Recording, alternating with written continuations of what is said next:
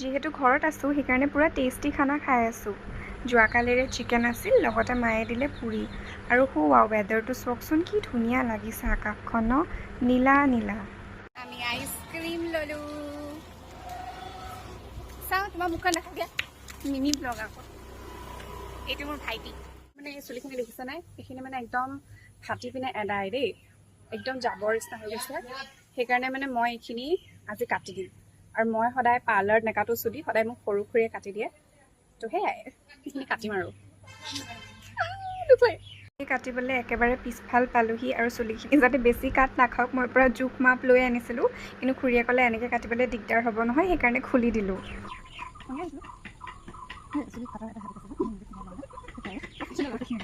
দুখে লাগিছিল কাটোতে, কিন্তু উপায় নাই, একদম বেয়া হৈ গৈছিল। তাৰপিছত একেবাৰে ৰাতিৰ ডিনাৰটো দেখাইছোঁ। অদ্ভুত ডিনাৰ, মেগী আৰু কঁঠাল। আজিলৈ আহিলোঁ, বাই।